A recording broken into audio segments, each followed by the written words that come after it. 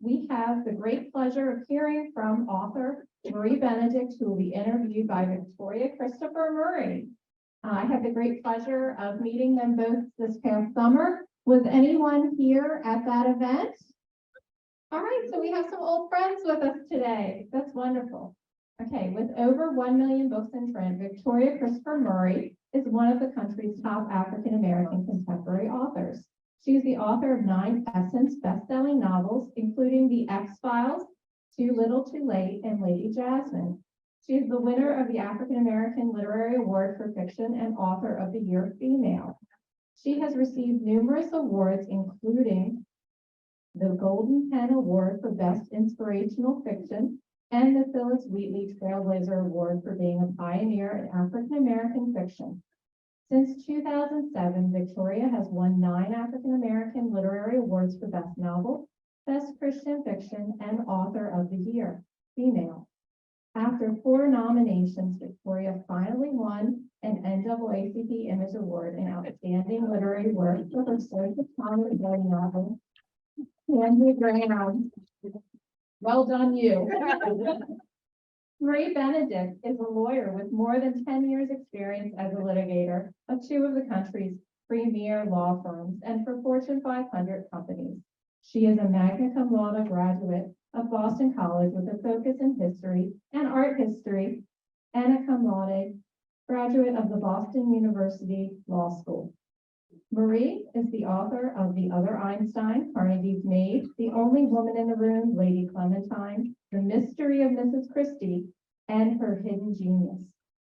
She views herself as an archaeologist of sorts, telling the untold stories of women. Along with the very talented Victoria Christopher Murray, she has written The Personal Librarian and The First Ladies, which comes out this summer, and we're super excited about that. Maybe if we ask them super nicely, they will both come back this summer. Yeah. Yes. When there's no threat of ice. God, I'm so sorry. And we would, if possible, like to record today's presentation for anyone who wasn't able to be with us today. So you all may be a little part of that, but we will be highlighting Marie. So she will be the feature of that. Please join me in welcoming Marie Benedict and Victoria Christopher Murray. This is for Victoria. I'm so excited to be here. So thank you for bearing with us. Now, Marie, is it okay if I'm off camera? Because I don't want to block anyone. But I like to be able to see you, but I don't know what the setup is over there. I don't know where to stand, because it is kind of weird that you'll be answering this like voice of God. Well, I mean, we do have a lot of history with that type of conversation. So yes, and so I'm so excited to be here with you. You're one of my favorite people on earth. You already know that. We talked about it for the whole ride up here. We were for like 2 seconds before I walked in. So I'm so excited. So you ready to talk about this book that's one of my favorites? I am, but I just want to say 2 quick things. First of all, I want to say thank you to all of you, to A Likely Story, to the library, to all of you guys, and especially to Victoria for being so supportive and understanding of this ridiculous weather/travel situation, and for being willing to pivot. I mean, poor Victoria got out to come to an event to be in conversation with me, and I'm not even there. So know that I am 100% with you guys in spirit, and I'm just so grateful for your flexibility, and super, super grateful to my partner sister, Victoria, for doing this. I mean, we talk all the time. So it's, you're going to actually like be kind of in one of our private conversations, I feel like, but we purposely haven't talked about this book. I mean, we have touched on it in little pieces. And as I was reading it, I would text her like 100 times a day, but we haven't talked about it. So let's get started. Absolutely. You have a lot going on, my sister. You've been all around the country writing for the Wall Street Journal. This has been a whirlwind for you. So congratulations on the book. I've already told you it's one of my favorites. I know you don't believe it, but maybe by the end of the interview, you'll believe me. Maybe I will believe you. Yes, I believe you in all things. So of course I believe you. These Mitford ladies, these sisters, they had a lot going on. Beyond the pages of this book, they were involved in all kinds of scandals, all kinds of people that they married, and the brother and people Oh, that he was involved with. So you had to go through a lot of different scandals to choose one. Why this book? that is, I mean, so what's crazy about the Mitfords, it's exactly what you said. Like usually I write about women who are little known, like our Belle DeCosta Green, the star of The Personal Librarian, who really, she was famous in her day, but really had been forgotten over time. The Mitfords, you know, they're certainly not as well known today as they were during their lifetime, but they were like the stuff of gossip fodder, right? They were the headlines, they were in newspaper articles. They were so well covered in their time period that their mother was famously quoted as saying, anytime I see the phrase peer's daughter, and because they were aristocrats, the sisters, in the headlines or in a newspaper article, I know it's about one of you six. And she didn't mean that as like a compliment. It wasn't like, oh, it's an article about your beautiful dress or the ball you appeared at. It was like, what scandal, what shenanigans have these girls gotten up to? Because they found themselves not just in the kind of scandals you would expect, love affairs and flirtations, which they were that as well, but they found themselves in these scandals that were literally the crosshairs of World War II. And the actions that these women took or didn't take in this interwar period, 1930s, in the lead up to the actual war between Great Britain and Germany, they actually dictate the outcome in many ways of what happened.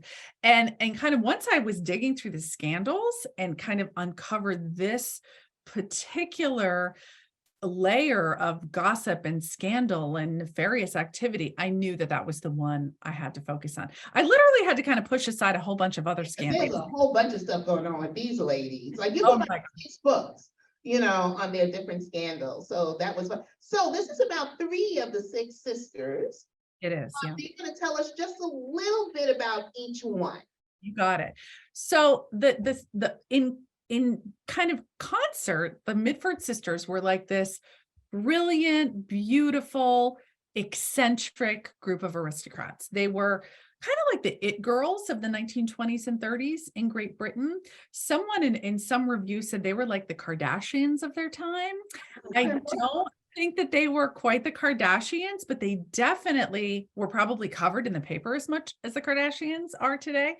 But each sister was a little different. So I'll focus in, I'll kind of go through them quickly in turn. I think you guys have a book club guide there, which will give you images and brief write-ups of each of the sisters, because they really were, I mean, just striking women, but they were also brilliant. The oldest sister is Nancy Mitford. Now, she was witty. She was an amazing writer. She was a novelist. At the time of our events and our story, she had written several books, some of which are kind of reflections of the events that happen in the tale. But she's most famous for 2 books that came out after the scope of this book. One of them is called Love in a Cold Climate, and one is The Pursuit of Love. Has anyone heard of those? Okay, a couple of you. They're routinely turned in, like kind of made into new movies and series. And there's actually a streaming Netflix series that came out last year on The Pursuit of Love. So that's something interesting to check out. And they really are semi-autobiographical novels. All of her novels really are. And the thing that's interesting for our story about Nancy is that she was kind of at the center of a group in this time period called the Bright Young Things. And they were kind of like high society, high culture in Britain in this time period. But she was also known for being super, super snarky. She was known for her like kind of witty but semi-nasty remarks, and she was extremely competitive with her sisters, which would you agree, Victoria, that really comes into play a lot, this competitive dynamic that they share? The next sister down is kind of a, I don't want to say she's a footnote in our story, but she's not a star. The next oldest sister is Pamela. Now, she does figure in the story later, and she does hold some polarizing beliefs, but she's really the sister that you probably call a horsewoman. Like, she loves to tromp around in the countryside and be they have these country estates that they live in, and kind of be with her horses. And she's part of society, but more as a perfunctory manner than really because she loves it. And they have nicknames for each other. Isn't her nickname Woman? It is Woman. So one of the things about the sisters is that they were what's unusual about them, among many things, is that yes, they were aristocrats. Yes, they had money, although this is a time of an economic depression for most of the world, and their family is definitely on the decline financially. They kind of have to move into slightly smaller estates over the years. But although they are wealthy, let's make no mistake about that. But the sisters are kind of left to their own devices almost all of the time. The parents do not believe in formal education for girls. And so the sisters barely have tutors even in the house. They're kind of left to not just to their own devices, but they're kind of like a pack of feral cats, right? Roaming the countryside, no one's overseeing them. If they want to be educated, they can read up on topics on their own in the family estate library, and they develop their own language and their own series of nicknames for each other. So each sister has their own nickname for a different sister. So it became so confusing when I was writing the book that I actually had to have like a flowchart up in my office. And I narrowed it down for the purposes of the book, because otherwise you guys would be so confused as to who was who and who was talking about who. And you're right, Victoria. Pamela is known as Woman because her sisters say that she's like the ultimate horsewoman, right? She's the ultimate country woman. But they had many other nicknames for each other. Nancy is often known as Nance, Naunce. And the next sister down, Diana, who is one of the stars of our book, she is known by Nancy, but not by the others, as Bodley, because there was a publishing house during this time period called Bodley Head, and Nancy always said that her head was too big for her body. Wasn't that nice? Isn't that sweet? So you can see the sisters weren't always very kind and flattering, but actually Diana was considered the most beautiful woman of her generation. She was really stunningly lovely, very reserved, serene, almost Sphinx-like in her demeanor, which of course made every man of the time want to marry her, because people want what they can't have. And she ends up marrying, and this is not a spoiler because it's from page 1 in the book, she ends up marrying the heir to the Guinness beer fortune, Brian Guinness. And he is stunningly handsome, fabulously wealthy, and so in love with Diana. But as our story evolves, and I don't want to give too much away, she's very bored by all this adulation, as we all are, right? When I'm being completely admired, I find that very boring. And Nance and Diana falls in love with a man by the name of Sir Oswald Mosley, who's the head of the British Union of Fascists. And we'll talk about that later, but that's really important for our story. The next sister down is probably the hardest to read about. Would you agree, Victoria? Yeah, definitely. Hardest to read about, talk about, but she's in the story, and this is her story too. Yeah, I mean, she's one of the sort of the 3 sisters I focus on. Unity is, again, I think beautiful, a very smart woman, but the sisters, as I mentioned, were very competitive. And that Nancy and Diana always told Unity that she was the least attractive of them, which is so nice, right? Such a kind thing for a sister to say to another. And she was sort of tall and a little bit ungainly, but she had in her head that she was the least attractive, the least bright of the sisters. And this, of course, gave her a tremendous chip on her shoulder. And so as she grows up, she's looking for ways to kind of make herself stand out, to make herself distinguishable from the other sisters. And she chooses, because she's a little bit peculiar, she chooses a most strange way to go about it. She decides that she is going to declare herself from a very young age, a young teenager, a fascist. And she actually shares a bedroom with the next sister down, Jessica. And as sisters do, they literally paint a line down the middle of the bedroom. And on Unity's side, she decorates it with all things fascist. Portraits of Mussolini and Hitler, who are, of course, creating these very powerful fascist governments and empires in Italy and Germany and Franco and Spain. And in response to that, Jessica says, well, if you're going to be a fascist, I'm not going to be a fascist. I'm going to be a communist, right? So she decides she's going to decorate her side of the room with the hammer and sickle, with portraits of Lenin and Stalin, because across Europe at this time, of course, there's this huge sort of battle going on between these very different political ideologies. And we think of them as not reaching Great Britain, but in fact, they did have footholds in England at this time. And the sisters, whether they believed it at the beginning, or they were just kind of taking teenage stands and making declarations in response to the other sister, we don't know for sure at that age. But as time goes on, those youthful identities really become part of them. And Unity's love of fascism becomes a very pivotal part of the story. And to a lesser extent, so does Jessica's adherence to communism. There's one last sister. You might see her picture there. She's kind of a footnote in the story because she's the youngest and she's very young during the course of most of this story. So I'll tell you something about her that doesn't come out in the course of the book, but it's kind of interesting. She follows the straight and narrow, probably in response to the fact that her sisters were out there, right? And they're causing all this drama and havoc. She actually marries an aristocratic Briton who becomes the Duke of Devonshire, and she becomes the Duchess of Devonshire.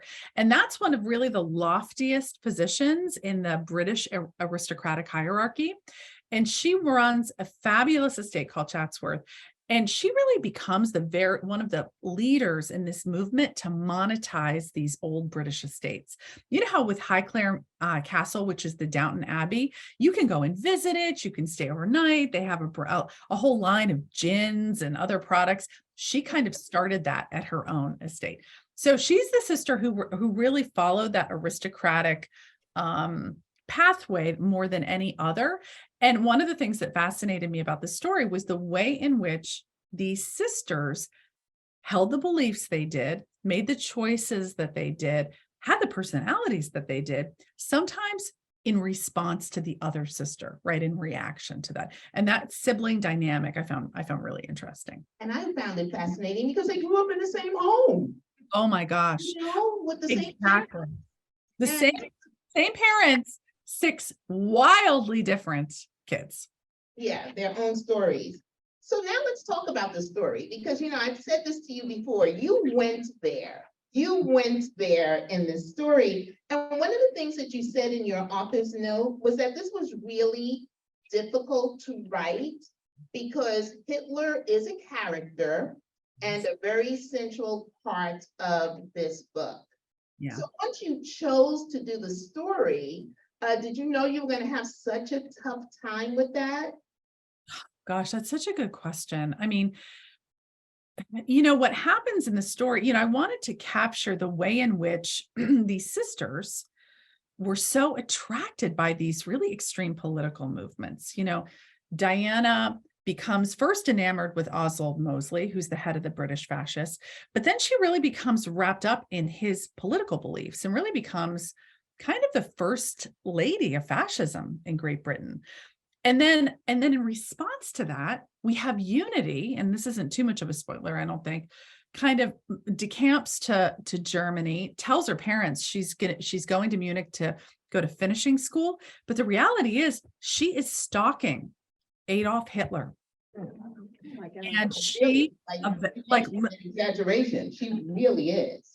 It's crazy. I mean, she's literally finding out where he is at any given time and planting herself there until eventually she becomes part of his inner circle. She becomes the British person with the greatest access to Adolf Hitler and privy to almost all of his plans. Here, these are teenage girls. I mean, Diana maybe is 21. She's very young. And so I knew that I was going to have to look at the way in which these otherwise seemingly traditional yet affluent girls were going to be pulled into these really extreme belief systems. And then, of course, Jessica becomes a communist, so she's in competition with the other sisters. So I knew I was going to have to examine how that happened, why that happened, why, sisters, as you said, Victoria, raised in the same household, took on these really opposing views, or why Unity took it up a notch, right? It wasn't enough for her to be with Diana and Oswald Mosley at rallies and to support the British Union of Fascists. She had to become the most prominent British person with the Nazis. Like, what was it that attracted them? So I knew I was going to have to kind of get into that and try and figure out for each of these sisters why they had the beliefs they did, took the actions. I don't want to give too much away, but it took the actions that they did. But I don't think when I started out, I realized the extent to which Unity was literally in Hitler's inner circle, how she was in his presence hundreds of times, had lunch and dinner and tea with him over 100 times. And maybe more. Maybe more. And I didn't realize how she thought of him, how I had to get into her headspace to understand how she could have found him to be this appealing figure. And that was so challenging. I know that was difficult for you because it was sentences that I read that I said, if we were writing together, I would have been the one to write it, and I would have had to force you to write it. I can imagine. But that's what I loved, Marie, best about this book. What I loved about this book is that you went there. And when I was raised, and I'm sure when we were raised in school and we heard fascism, immediately all I thought was evil. Yeah. And then immediately all I ever thought about were the leaders, the names. I thought about the leaders, I never thought about the followers, the people who were following them. And they can't all be evil. What's Right. going on with that? And I think that's what you made us do in this book. You make us focus on the people, because you know what? Without followers, there are no leaders.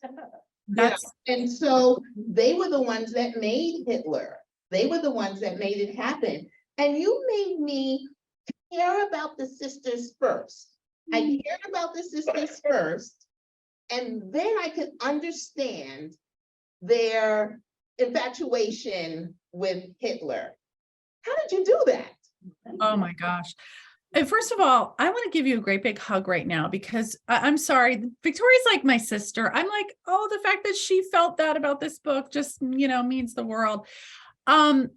Gosh, it was hard, because there were times when I wrote this when I absolutely loathed the sisters, not Nancy. Nancy's really, I write her story in the first person. She's really more us as we're going through the story. But I also wanted, like you said, to go there with Diana and with Unity and understand how they could have seen. I wanted to try and see the world through their eyes, however briefly. And it made me more empathetic in some cases and made me more furious in others. And there were times when I almost couldn't stomach what I was writing. Yeah. And I know one sentence when you said he had the sweetest smile. I stopped and read that over and over because I said, how in the world did Marie write this? I would have had to force you to write that. Oh, and I mean, I had to force myself, so depicting Hitler and Oswald Mosley, who was awful too. He really was, although he didn't commit the long list of atrocities that Hitler did. I had to, I want to say, for lack of a better word, channel the sisters, right? Now, that said, I could only go so far because I write their storylines in third person. Victoria, when you and I write, we write in the first person, even if we have two characters coming together, because we want to give that immediacy. We want to bring the reader that close. I felt like I myself couldn't get quite that close. I wanted to bring the reader as close as I dared, but I couldn't take that leap. I couldn't literally have myself look at Hitler and say, I found he had the sweetest smile. But what I did have was, as you mentioned, the sisters, they wrote their own autobiographies, all of them, and they were prolific letter writers, and they would write to each other about all the experiences that I have depicted in the book. So these firsthand encounters with Hitler, or Oswald Mosley, they come from these letters. They're inspired by these letters in which they're talking about precisely what it is about these horrific figures that is drawing them in. And it allowed me this glimpse into how they could have been attracted to these extreme movements, how they could have stood up on a rally stage and declared themselves to be proponents of Nazism, right? Now, of course, they also don't have the benefit of hindsight, but they do know what the Nazis were doing to the Jewish people to some extent. They knew about the prejudice. They knew about they may not have known about the concentration camps, but they knew about all the other stuff. So on one hand, it's so unforgivable that they would embrace these leaders. And yet on the other, I had to put myself in their shoes and see how they could explain away the more horrific stuff and yet still publicly espouse these figures. And the sisters, without giving away too much, because of their access, there's so much damage that they could have and did do in the lead up to World War II. I know, it was just amazing to me. You touched on so many issues in this book that I felt like if you had put those women in Uggs and an Apple Watch, it would be today. Because you touched on how they no longer could believe in their government. You talked about refugees. You talked about the brutal takeover of a sovereign nation. You talked about insurrection and sedition. I just couldn't believe it. I really felt like, are we talking about today? There were more parallels in this story than I've ever seen in a book before. And I almost felt like you were writing, this book is more than a book. It's like a love letter to America, giving us a warning. Was that did you think about that at all? I mean, Marie, I expected an Apple Watch to show up something. Can you imagine Diana with her Apple Watch? Everybody, my mother, my grandmother used to always say, nothing's new under the sun. This was scary, very scary. I mean, first of all, that is like the greatest compliment that you could give me, because I love our country and I love who we are as a people. And I want us to fulfill the greatness of the promise of our country, right? And let me circle back to like how I became attracted to how I found the Mitfords, right? And then why, once I put them on my list, I circled back to them now. I've been aware of the Mitfords since I was in college. I first found them I was on a Eurail trip with one of my college best friends, backpacking after a semester abroad. And we didn't have cell phones, if you guys can even imagine a time before cell phones. And I needed reading material for all this. And so I was at an English bookstore and I picked up this book that had 3 novels of Nancy Mitford. I'd never heard of her, but boy, that was my first kind of entree into this really unusual world and time period of these sisters. And so I always kind of had them in my mind. I thought they were interesting, but when I was researching Lady Clementine, which is a book about Clementine Churchill, Winston's wife, and the role she actually played from World War I to World War II, I came across the Mitfords again because the Churchills and the Mitfords are related. And the Churchills are characters in the book. And that's important because he is ringing the bell about the threat of the Nazis at a time when nobody wants to hear about it. The Great Britain is in the throes of appeasement. They don't want another war, in this interwar period. And so layered into these sisters who are chasing Nazism and chasing fascism and communism, we have Winston Churchill, right? And as I'm looking at this time period and putting the Mitfords on this long list of historical women I might want to write about, over time, I'm seeing parallels, so many parallels to our own time. I'm seeing, and our country, but also the world sort of rising up in a variety of more polarizing political systems. I'm seeing families like the Mitfords dealing with siblings who are holding very different political views. I'm seeing, footholds of fascism that, maybe not Nazism and certainly not those atrocities, but echoes of these time periods kind of all playing out in similar ways as they had during the Mitford's time period. And I just, I'm trying to sort through these issues myself as a person. I'm the oldest of 6 kids, and we're not the Mitfords, but I see a lot of, stuff playing out in my own family. And I'm wanting to make sense of how people are coming to their political beliefs. How far will people go? What lines will I draw as an individual with people's actions? And delving into the world of the Mitfords and what's going on in Europe in this interwar period, while more extreme than our current situation, I could see the parallels and I could see how things played out. And like you said, I don't want those things to come to pass in the way that they did in World War II, which is how some of those things all played out.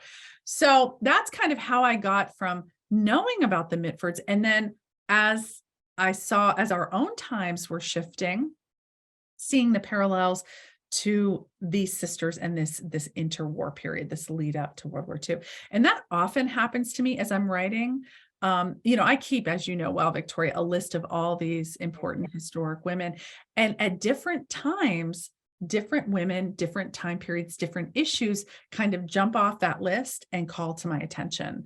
And that's what happened with the Mitfords. Yeah, and the timing is perfect. So I thank you. That definitely. One of the things, and I'm not going to give it away because it's so early, the book is just out. But one of the things that I want everyone, as you're reading, is one of my favorite lines in this book is when Nancy, and she's the sister that has to make a decision. She says that should she continue to have loyalty to a sister that she fears has lost all sense of loyalty to her family and her country. And that's a heavy thing to carry as you're looking into the face of your sister. And I had another question about that, so I'll have to ask you in the car because I think it may give away too much. So on the ride back, That fine line. Oh my God. I will have to ask you. But I want to make enough time also for people to ask questions. Did you have a favorite scene in this book? Oh my gosh, that's such a good question. Well, part of me, I had two, one difficult and one fun, right? One of the things that's also attractive about the Mitfords is the glitz and the glamour of the world that they inhabit. When the story opens, we're at the peak of their glitz and glamour. I mean, we're at a ball that's hosted by Diana. She is, just a silvery, gorgeous beacon, and the sisters are there, and it's like a who's who of this bright young thing time period. And it's such an interesting, rich time period. And one of the things I loved about the Mitfords at the beginning was that time period. And that's kind of what's depicted in Nancy's book. So that were kind of my entree to the sisters.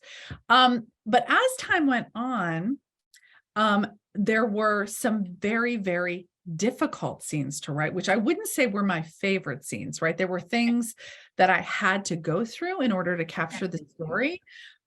So they weren't favorite, they were important. But I think later on, and without giving away too much, Nancy has to rise up and make that difficult choice. And really, it's almost like she's fulfilling her calling. Finally. And there will be times when you'll be like, want to shake Nancy, but like, get to it. At least I did anyway. And I think that scene when she does make that choice, and it's a very, very difficult choice. That scene was such an important one to write. And it was so satisfying that she was finally making that choice, because one of the things I really wanted to explore in the book was Nancy Mitford's legacy, not as a novelist, which is probably the way she's mostly still known today, But that very difficult decision that she made, the way in which we are all beholden to that decision Right. today. If Nancy Mitford had not made the choice that she did, I can't say for absolute certain that World War II would have come out the way that it did. I agree. I think she made a decision that affected all of our lives. All of our lives. And it's, it's not a battle. It's not something that you probably would ever read about anywhere else. But it's decisions like that, sometimes that are hard decisions, but that aren't news headlines, at least not in the time, that are having reverberations into the present day. And it made me really think about my own decisions in this time and the way in which they can play out in ways you would never anticipate. So that particular scene was so important for that, fulfilling that kind of My goal. heart was beating. My heart was like really beating during that scene. So I'm glad you did what you did. Okay, this has been a heavy discussion. The book isn't heavy, it's very entertaining. And so I don't want people to think that. So I want to end before we ask questions on something I didn't even tell you I was going to do. I want to do just a quick lightning round. So people get to know you. And just, you can answer these questions as an author or just as my sister friend. Okay. But what do you prefer, day or night? Day. Ah, that's interesting. Coffee, tea, or hot chocolate? I had to put the hot chocolate in there because I know it's not just coffee or tea with us. Well, this is my lifeblood, is coffee right here, right? But hot chocolate, Victoria and I have one favorite hot chocolate place in the world. God, and it's amazing. That's not even hot. That's decadence at the highest level. That's like a chocolate lava cake in a cup. You know what I mean? It's so good. Anyway, In New York. It's in New York, but Marie has learned how to order it because it just shows up at my house sometimes. So it's so good. Oh, what's the name of the place? Can you remember? I don't know, but I had a cup this morning. Did you seriously? Yeah, I'm almost done with that. I'll find out and I'll send it to the library and let you guys know. Yeah, it's really good. It's amazing. Good. Do you like to read paperback, hardbacks, or digital? If I have my choice, hardback. Good. I love that. Newspapers or magazines? Newspapers. Okay, that would be my answer, right? Please. Victoria is reads everything in the world. I mean, she's the most knowledgeable person I know. On vacation, would you prefer to be relaxing on the beach or chilling in the mountains? Oh, beach, please. There are some people that would answer mountains to that. I don't know any of them, but I'm really good. And I'm sorry if that's you guys. You don't know the beauty of the beach at all. And if there's one place in the world that you haven't been but would like to go, where would that be? Egypt. Oh, why? You know what that means? Oh, yes. Yes. Another book. Yes. So that's the end of my question. So I want to open it up to everyone else to ask questions. Yes. Will there be a sequel to this book? Will there be a sequel to this book? Oh, to the Mitford Affair? I don't think so. Now, that's not because there's not enough material. The Mitford sisters, I mean, if I could tell you the things I had to cut out of this book because they were so scandalous, I mean, it's crazy. Each of these sisters, with the exception of Unity, wrote their own autobiography, sometimes multiple autobiographies. And after the scope of this book, they engaged in so much craziness, you can't even tell. Now, that said, I do have a little short story that I'm going to release at some point about Jessica, because she is in the story, and we do explore her sort of attraction to communism, because I wanted to just kind of let people know the way in which the political landscape was so divided at this time. But her story gets even nuttier. And I like Victoria knows well, we've had to cut out so many things when we're writing books, that getting into that story in the scope of the Mitford Affair is too tough. So, but there will be a short story released about Jessica. And I do want to let you know there was a brother in there. Oh, yeah, we don't talk about him, do we? Mention him, except he has little roles in this book. And then I read up on him afterwards, and I was like, oh my God, he has his own scandals.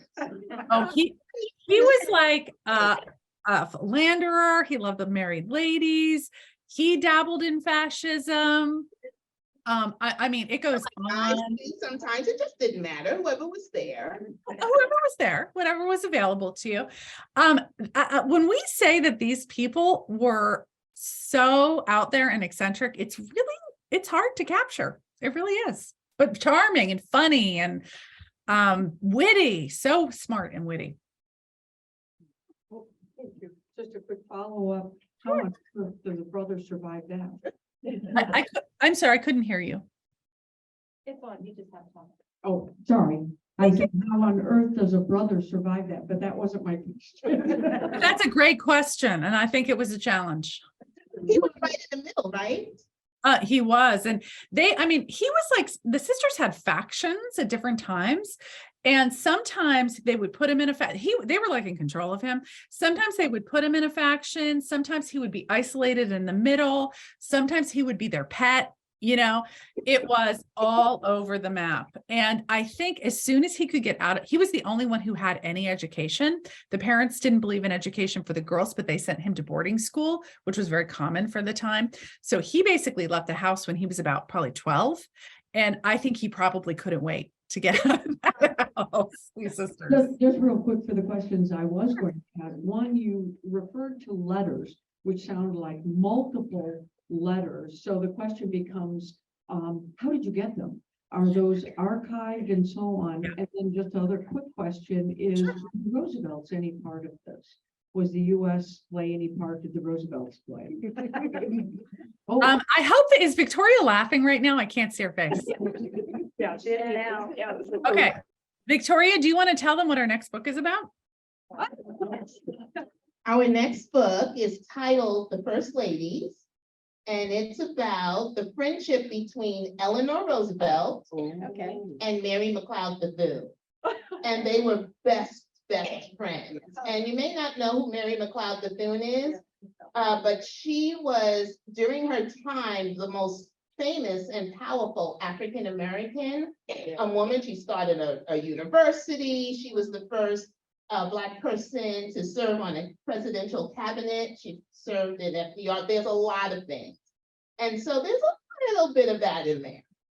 Yes. I mean, it's so funny that you asked about the Roosevelts because we have been knee deep in the Roosevelts and Mary McLeod Bethune for the past, year and a half, Victoria?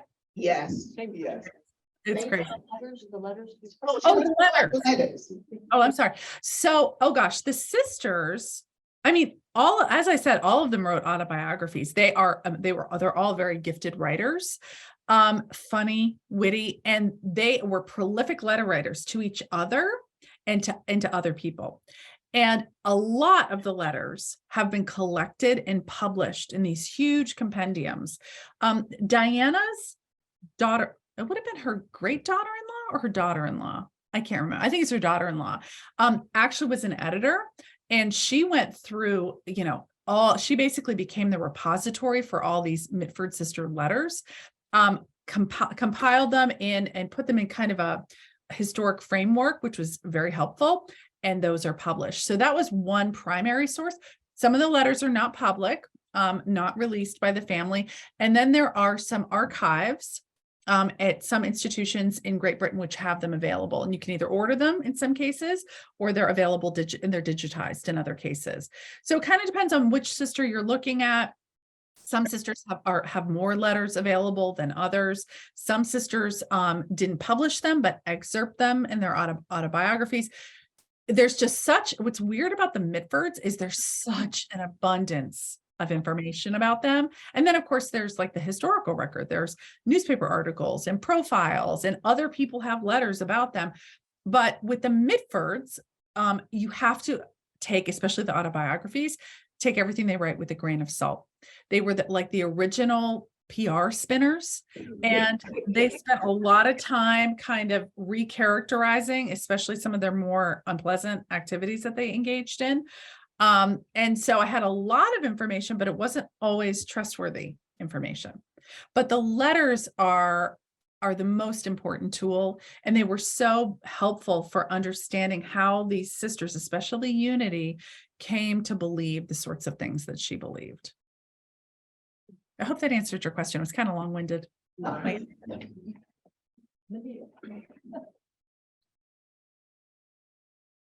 always been curious about books that are co-written and how the dynamic between the two people who write it, and also what made you decide to write a book with this lovely lady up in front originally, because this will be the third book that you've written together, correct? This will be the second book. Second. So we signed the contract to write a third one, but you know, that's it. We will have a third. Do you want to kick that one off, Victoria? No, she wants to know, how did you do this? She wants to know, how did you come about? How did we come about writing? And it started with you, because it certainly wasn't my idea. Oh, please, they are your books, though. So I think I mentioned earlier, I have been collecting these historical stories and women for a long time. I've always, since I was in middle school, been fascinated with the untold pieces of the past, in particular, women's voices and stories. And I was a disgruntled litigator, commercial litigator in New York City for a long time, knowing that I was supposed to be doing some kind of work related to this passion for the past, but I didn't know what it was. And so when I was trying to figure it out, I would like sneak out to the cultural institutions in New York City, just, I don't know, trying to envision a different life, I think. And one of the places I used to love to go was the Morgan Library. Has anyone been there? You guys all need to go, but for 2024, you can go. And I'll tell you why. But anyway, when I was there, that is the institution, for those of you who aren't familiar with it from the personal librarian. It is JP Morgan's private library. And it's honestly one of the most stunning libraries I've ever been to. I mean, right, Victoria, it's like gold and crimson and Renaissance masterpieces. And it has one of the world's best collections of priceless and rare manuscripts. And when I was there one day, when I was still practicing law, a docent happened to mention that this magnificent institution was actually not just created by JP Morgan, who financially founded it, but there was a woman responsible as well, Belle DaCosta Green. And I kind of added her to my list of stories because I thought, how remarkable. Here we are talking about the early 1900s, and a woman kind of, really was a huge force. And as time went on, I learned that she was remarkable for so many other reasons. And once we got into the 2000s, it became known that Belle was actually extra remarkable, because the only way she could have held the role that she held was by hiding her true identity. She was a Black woman passing as white. And when I learned about that and learned about this amazing heritage she had that she had to hide, her father was Richard T. Greener, the first Black graduate of Harvard. He was the first Black professor of University of South Carolina, just a force in the movement for equality. And that her mother came from this amazing family in Washington, D.C. I knew I couldn't tell her story alone, that Belle deserved to have a Black woman tell her story too. And at this time, I read a book of Victoria's that you guys all have to read. It was mentioned earlier. It's called Stand Your Ground, which is such an important look at the horrible issue of young Black men being shot in our country. And it tells the story from the perspective of the women, a Black woman and a white woman. And I read this book and I was just so moved by it, and moved by the way in which she depicted these incredibly difficult issues, that I just took this crazy step, bold step, and just reached out to her to see if she wanted to write it with me. And I did. I mean, I was like, well, when my agent sent me the proposal, I was like, well, who is she? And I found out that Marie wrote historical fiction found out these women lost in the folds of history. Very interesting, but I like contemporary fiction. So I was like, what does this have to do with me? And then I saw a picture of Marie, and I wondered if she had ever seen a picture of me. I was thinking she might be looking for another Victoria Christopher Murray. But prior it took me a couple of months to read her proposal. I will say that, about 3 months. She always says 4, but it was only about 3 months because I wasn't interested in JP Morgan. And finally, and that was on the first page of her proposal. And finally, when I got to the 3rd page, I always teased Marie that she hid the lead because the last paragraph said, and no one knew she was Black until she passed away. And I said, we could have saved 3. That's the first paragraph. So we always tease each other. And then you were talking about the dynamic of writing together. We both have our own separate books, and I hate when I'm not writing with Marie. I adore her, not just because she's here. I adore her. She has turned into my sister. I share everything with her. So that last lightning round, it took everything in me not to tell her that I was going to do that, because I tell her everything. We tell each other everything. And it's just so much easier to write with her because Oh my gosh. you have something Writing the Mitford Affair without you was like, I kept telling like, it's just me. It's just me writing this book. It was very uncomfortable. Yeah, so, and I'm working on my first solo historical fiction, and she was like, you cannot write this book without talking. I'm like, of course, I'm gonna. So it's very easy to write with her. I think you have to have a writing soulmate because you're gonna have to be honest with each other, and she's my writing soulmate. Oh, totally. 100%. Can you hear me? I can't hear you. Okay. I can see you. Now can you hear me? Yes. I was just wondering the process or the system that you all use to write together. I mean, if you're writing a paragraph and you're writing a paragraph, if that's how it works, you then sort of blend your writing, or what do you do? Good question. Well, we write all together. I mean, I wish I could say that there was like, like this very specific formula, because I'm like a flowchart kind of girl and Victoria's not. The question that you asked, that's how she wanted when she first came to me, because I had written a book, a collaboration with another author. So Marie came and Marie was like, okay, so how are we going to do this? Flow chart. She believes in flow charts and timetables and deadlines. I don't believe in that. It's just a suggestion. And so I told her that we just go with the flow, and we have different systems, but what we used in the personal librarian was we talked out every single scene ahead of time. And we talked it out so much that we were almost writing it as we were speaking about it. And then depending on the scene, I would take the first shot, or Marie would take the first shot. And then we would switch the chapters and put our own stuff in. So for example, Marie had been writing historical fiction. I had not. So there were times when I would write a chapter and I would have Belle say to JP Morgan, "What's up, dude?" Quite work in the early 20th century. So then Marie would get it and say, "You can't say dude here." It's like having Diana Mitford wear an Apple Watch. It wasn't. No, like, what happens if I had, she would have been an accident. But then there were times when Marie sometimes prefers to just say the scene in a sentence and then just close the door. Like there was a scene, a love interest scene. Oh, one of my strong suits. And so Marie put them in the bedroom and closed the door. And I was like, no. And so I'm good at that kind of thing. Yeah. I mean, and would you say, Victoria, it was similar, but a little different with the First Ladies, the book that comes out in June, because we had two different characters telling the story, right? So unlike the personal librarian, which is just Belle DeCosta Green, with this book, we had Eleanor's story and Mary's story and how they were woven together. And so we did a lot of the same stuff. We talked through every scene, every chapter.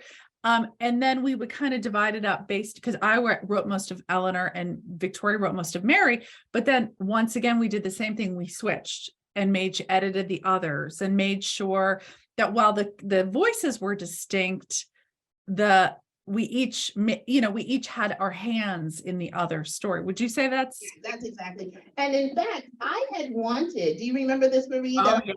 I Yeah. wanted to switch it up. I had wanted to write Eleanor and then have Marie write Mary because I feel we're authors. We should be able to do it. But there were little nuances that we ended up talking about. And like, there was one part where Marie wanted something in and I took it out. And then in the next edit, she put it back in. And I said, okay, she must have just, misread it. I took it out. And then I put it back in. Asked myself, why did I want it out? And when I discovered why I wanted it out, I called her and told her, and she's like, oh my God. So there are little nuances that. But that wasn't even a little nuance. That was one that was like, it seemed like a small thing, but it was so telling about the different experiences between our characters as a Black woman and a white woman. It was unbelievable. It was such a revelation. And had each of us kind of took the other part, we would miss that. We would have missed that. So, I mean, I have to say it is such, I love writing the Mitford Affair. I'm excited about that book, but I do especially adore my writing with Victoria. It's transformational, 100%. Ditto. I nodded at you, but I can't hear you. I'm sorry. Is the personal librarian going to be a movie? Is that possible? Is it going to be a movie? Do you want to talk about that? Because then you could talk about what happened to you as a surprise a couple of days ago. Oh my God. Well, we certainly hope so. Our personal librarian was chosen as a Good Morning America book club pick 2 years ago, last June, July. And the wonderful reporter Deborah Roberts interviewed us at the Morgan Library Forum. It was like the best day ever. It was crazy. But the craziest thing about it is it was like she literally fell in love with the book. Sometimes Victoria will say, I think Deb likes Belle DeCosta Green and the personal librarian more than we do. And that says a lot, right? Because we really love her. She convinced her husband, Al Roker, to read the book. And the two of them fell so in love with the story that they optioned it to make it into a streaming series. A series, not even a movie. No, I mean, and they have some really amazing plans for it that are in the works. It takes time, as Victoria knows, because Victoria is it 4 of your books are movies? 4 of my books. And there's about to be a 5th. You were just in Vancouver last week, right? Just on the movie set last week.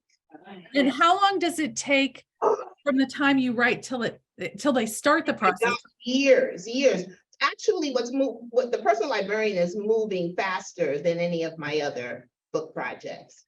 So I'm convinced that Alba will do it. It's gonna be done. We're very excited. And so I wanted you to tell them about the surprise. So Deborah and Al have become like the biggest champions, not just for the personal librarian, but for Victoria and I personally. I mean, they are unbelievable. And I did an event last Thursday, I think it was just a couple of days ago in Georgia. And was it Georgia? Yeah, where Deborah's from. And it was for a library system. It was a big event, a big gala event. And the two of them put together a surprise introductory video for me for before I went on stage, introducing me to the audience, talking about me and my work and me as a person. It was so moving that I started to cry before I got on stage. It was such a surprise and so touching. And they are just such wonderful, generous, gracious people. And they believe in the power of literature, which obviously is everything to Victoria and I. And their sort of the role that they've been playing with our work is it's just so moving. It started that first day on the Good Morning America set when we finished. Marie and I are so excited to have met Deb Roberts. And she said, here's my number. We're friends now. It was crazy. Believe it, but we're friends now. We are friends now. And, you guys probably know, it was in the news. Al had a really terrible health scare this past year. and he's come through it to the other side. And I mean, I felt like we were part of it. Of course we weren't, but it was just so, they're just such good, wonderful people and forces for good in the world. There's another question. I think that's right there, behind you. Hi.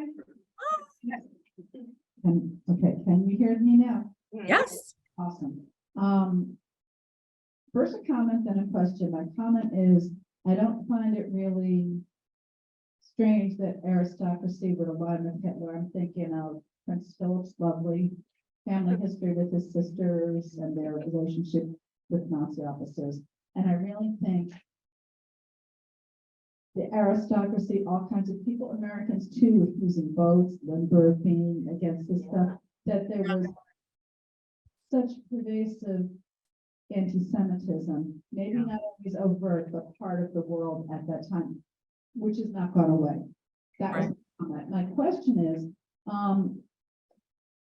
I personally think we live in a very ahistoric age, which is a mistake because everything's just taken at face value without really exploring the whys and the wherefores and how these things take root. How do you find writing historical fiction in such an ahistorical age? Wow, what a great comment and great question. Me too. Did you hear what you said? No, I didn't. She went to DC too. No, you didn't. Girl, I can't see you except but a shadow in the back, but so nice that you're here. Wow. Well, first of all, thank you for the comments. I mean, I think, yes, it's to me, I learned so much about, the way in which something that surprised me, and I think here I am, I think I know everything sometimes, and then history always surprises me and doesn't surprise me, of course. But what you said about the way in which the aristocracy was kind of in league or aligned with fascism and Nazism, and there are a lot of examples of that. Like, for example, Wallace Simpson and the Duke of Windsor. They were known to be sort of in league, and without giving away too much, I'm sure it should surprise no one that in the years that are outside the scope of this book, Diana and Oswald Mosley became like really close social friends with Wallace Simpson and, the Duke of Windsor. So, but when you look at it, I'm always trying to understand the why, and the why, as I came to understand it, why there were so many people within the British aristocracy that were attracted to fascism, putting aside sort of the long-standing cultural tie between the upper class of Germany and the upper class of, they had a lot of familial relationships in the upper class of England, was the fact that when you looked at the political landscape at that time, people were looking at it as a battle between fascism and communism. And you have all of these aristocrats who, it's an economic depression. They have less money. Their estates are crumbling. They're worried that all of those things are going to be gone. They're going to lose their titles. And that is especially a threat from the communists, right? But they think if fascism prevails, then maybe we'll be able to keep our power base. And so when you look at the reason why so many of these aristocrats were attracted to this terrible movement was because it was about preserving their own power, preserving their money, preserving their status and their power base. And if you look at society today, that often is what drives people's political decision making. When I was younger, I think I naively thought that people kind of came up with their political allegiances based on, they did it in the abstract, right? They're like, oh, that movement makes sense to me. I'm going to abide by that one. But the reality is there's so many personal factors that go into people's decision makings and the reason that they adhere to one belief system or another. And so when you kind of look at it through that lens, you can understand why this big faction of upper class British society were sympathetic to the fascists and the Nazis. And then back to your question about writing historical fiction in an ahistoric age, that's such an interesting one. It does surprise me sometimes when people are surprised by the parallels. Because as you said, history repeats itself over and over again. And part of what I hope to do with what I do is to show people the parallels so they can extrapolate and look at our own time, their own lives, their own decisions, through the lens of history and through the lessons that history can teach us about ourselves. It's sometimes surprising and sometimes disappointing that people or we as a people haven't learned from the past. We seem to make the same mistakes over and over again and not see the same patterns. And but I have found in my own experience that when you lay it out plainly for people, they often don't see it or don't want to see it. And Nancy Mitford found that. When her sisters, Diana and Unity, were publicly finding themselves attracted to the British fascist movement, and she couldn't sway them away from that, she wrote a book called The Whigs on the Green. It was a novel. It was about, basically, it was a thinly veiled portrait of Oswald Mosley and her sisters. But instead of it having the effect that she hoped for, was to open up her sisters' eyes about what was happening, they doubled down on fascism, and they basically wouldn't talk to Nancy for a while. And then when time progressed and she could see what her sisters might get up to, she wrote another book called Pigeon Pie, which was a story about a high society debutante who finds a nest of German spies hiding in plain sight in Great Britain. And when she signals the alarm bells, no one will listen to her. I wonder why Nancy wrote that story. And yet people in her time, it was too close. People couldn't see it. But I hope that in some ways, the historical fiction that I write, not only entertains, because I write novels, but also illuminates and helps people take the sort of lessons and lens of the past and apply it to today. Okay, one last question, maybe? Here's one here. Oh, gotcha.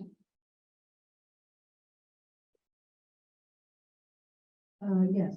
When I'm reading historical fiction, I sometimes wonder how much is history and how much is fiction, and how would you categorize your novels in that way? Well, that's a question we've gotten asked a lot, right, Victoria? Yes. Yeah, it's I think a good way to explain it is just to kind of it's hard to put a percentage, and quite honestly, for me, it differs from book to book, right? A lot of how much is hewed directly from the record depends on how much record there is. And very often with women from the past, their stories, their records, their narratives weren't considered worthy of keeping until recently. So someone like Mileva Marish Einstein, which is the first book in this series about Albert Einstein's first wife, who was a physicist, there's hardly any remaining information about her. And so I had to make a lot more leaps with that. With somebody like the Mitfords, as I mentioned, there's a huge amount of information about these sisters. And yet, how much of it is true? I don't know. They were really out there. So the way I like to describe it is the research is the architecture upon which the story hangs. It's the foundation, the pillars, the roof, and yet there's always these gray areas where we don't know what happened. And the extrapolation from the record, a logical extrapolation, has to happen, and that's where the fiction lies. Sometimes that logical leap is really a big one. Sometimes it's small. Right. So a good example, I'll use one, Victoria, from Personal Librarian, if that's okay. The one about when Belle goes to interview. Yes. With JP. So we know from the historical record, Belle DeCosta Green had to interview with JP Morgan for the job to be his personal librarian. And Junius Morgan, JP's nephew, kind of orchestrated all of that. So we know the day that it happened, right? Because there's some letters. We know the state of the Morgan Library was under construction when she went for the interview. We know the characters. We know generally what Belle was like, and JP and Junius. And we know that she got the job. We don't know the exact conversation that took place between her and JP Morgan. And that's the fiction. Is it willy-nilly, like pie in the sky kind of stuff? No, it's derived. I mean, it's fiction, but it's very much derived from our understanding of the characters, the historical record. Does that make sense? Yeah, sometimes it's a bigger leap, you know. For example, we don't have any, again, with Belle, we don't have any remaining documentation about how she felt about passing. And we had to make a leap about that. With the Mitfords, we know the decision that Nancy ultimately had to make about her sisters. We don't know how she felt about it because she never wrote about that. So that's another one. But you can imagine, based on how close the sisters were, how long it took her to make the decision that she did. You can imagine how she might have felt about it, kind of extrapolating from the information we do have. Okay, I think that's it. I know Marie wanted to get a picture. What kind of picture did you want? Because well, I'm sorry, I wish I was there. Victoria, can you kind of go like between the ladies and gentlemen and face this? And I'm going to try my best to get a picture. oh, you want to do it that way, but I don't want to block anyone. Okay, if I kneel down, y'all will know that you mean get back up. I'm She's not so getting- cute. Look at her. She's the cutest. Okay, if you have a Mitford or just a pamphlet, could you hold it up? And we got to get Victoria front and center. That is like the cutest ever. You guys are the best. I'm trying to get like all of us together. This is the craziest picture. Thank you so much. Okay, so y'all promise. You guys, Victoria, that hip, are you okay? Good. You're wearing flat shoes, so I'm very proud of you. I'm wearing Uggs. Ladies, I just want to sum it up by thanking you all, and gentlemen, so much for coming out and for bearing with me. If you could see, it's like a blizzard outside now. It's gone from freezing rain to a blizzard. And I just want to say thank you so much for coming. Thank you so much for your interest in the Mitford Affair and our other books. And thank you to A Likely Story and to your wonderful library. And a great big thanks. I'm giving the computer a hug to my sister, Victoria. Love you. Love you. Thank you guys so much.